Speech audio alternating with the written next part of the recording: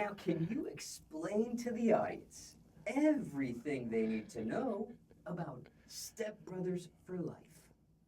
Everything they need to know. Hell Shit. no. Maybe not everything they need to know. It's a beautiful project, if I must say so myself. Yeah. I think it's a great reflection of where we are in life at at this present moment, and it was fun to create. Yeah, what he said. It's top tier rapping. Like it's the bars are intact, you know. Indeed.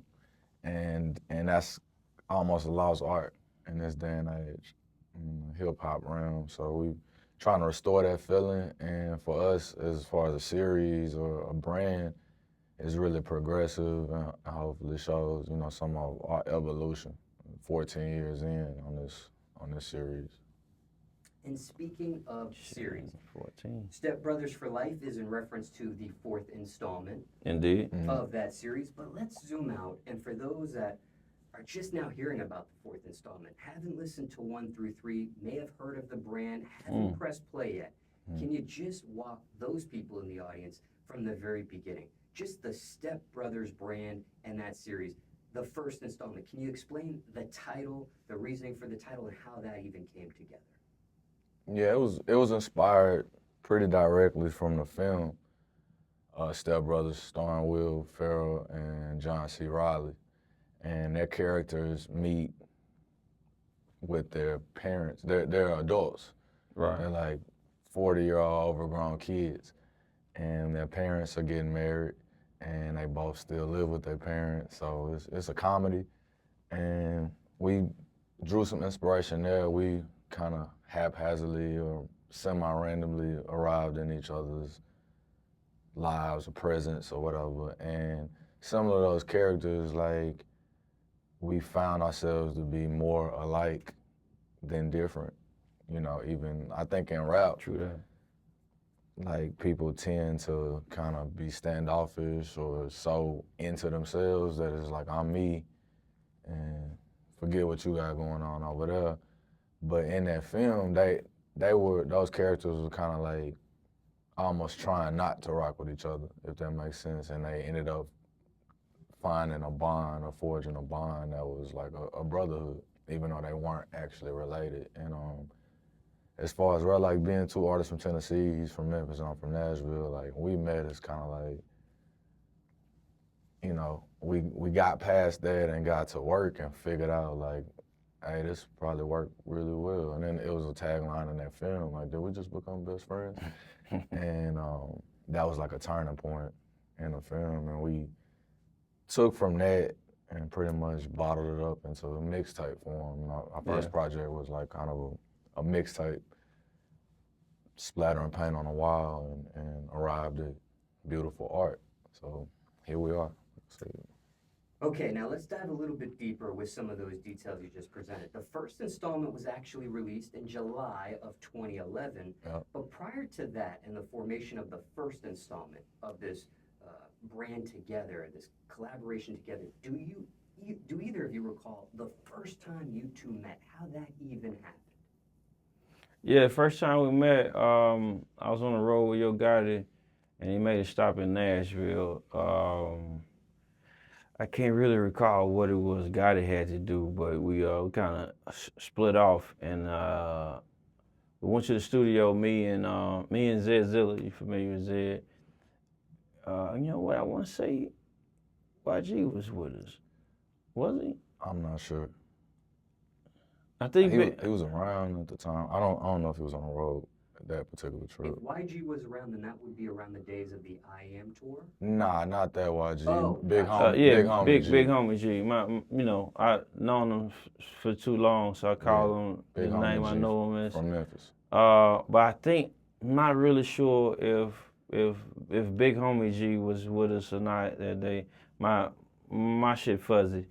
But either way, we was at his spot, and he had a guy that was getting a verse from Zed, and one thing led to another. He convinced him to get a verse from me, And that was really when we first met. So I don't think we did a record together that day.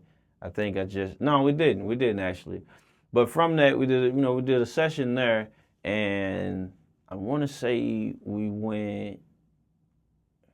linked up again. We didn't record.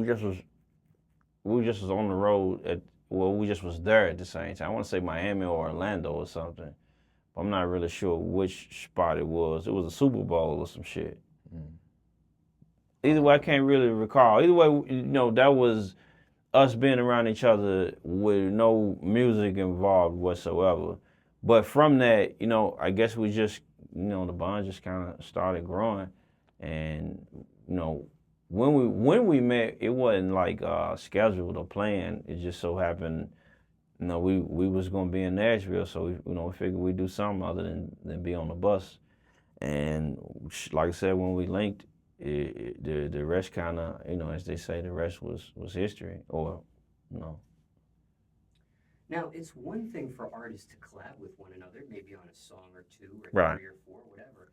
But whose idea initially with the first installment, Step Brothers, was it to take it to that level and do a collaborative mixtape at the time? Well, we had done what, about 5 or 6 records? And the first session. Yeah, initially we just was going to get in the studio with each other and just work. And the first session, we cranked out about 5 or 6 records. And from that, I can't really say which one of us, it might not have even been us that sparked that idea to do a tandem tape. At least the initial idea. And from there, we was like, it might not be a bad idea. And, we started putting a few of the pieces together. And as far as recording, we didn't really have to do much but just get back in the studio. So it kind of built itself. And while we was doing the first session, that's what he was watching on the computer, on the laptop. I want to say it was a laptop. I don't know. The details was fuzzy for me. But he was watching the Step Brothers movie, and I remember that distinctly because he watched this shit like 3 or 4 times. I was confused. And, he watched it the way my kids watch Shrek. He went off and he turned it back on. I didn't understand.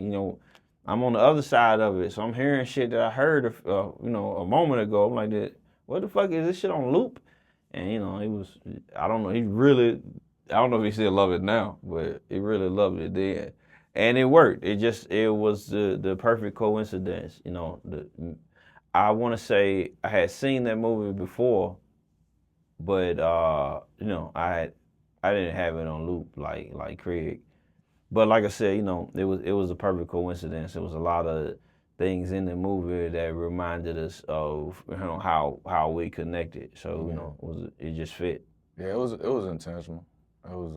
Sometimes just play things as a backdrop or whatever for what's going on, theme-wise. And so it was intentional on a lot of time. The idea to collaborate jointly for the sake of a project, it just kind of made sense, like considering their camaraderie, like I said in the movie.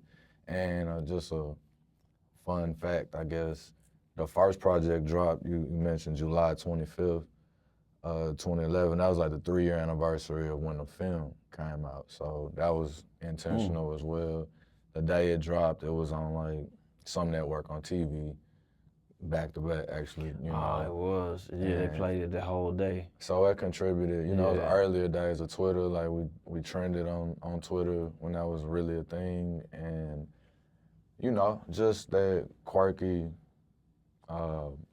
niche marketing, I guess. Figuring out how to use the internet, but taking a cult classic of a film like that and bringing it into hip hop, it worked. Obviously, it worked well for us. But playing. You saw even other renditions of it. So yeah. But playing it in the studio was definitely an intentional thing.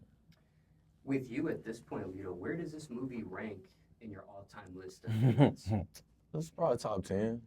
That's probably, it's near and dear because of the brand that we've created parallel to it, but it's probably top 10 film. And do either of you have a personal favorite scene from the film? Yeah, my personal favorite scene is, I don't know character names. I think I don't know. He would be Brendan, right? John C. Riley. He's Dale. Okay, Dale, he in what's it, Dale Doback or something like that? Yeah, when he in the men's bathroom, and his what's his name? What's the other guy name? The brother. Damn, we were just talking about it yesterday. Yeah, I forgot it after you said that. The Brennan's actual brother. Yeah, his wife had made a quick visit in the bathroom. It's slippery. If there's a favorite scene, that's my favorite scene.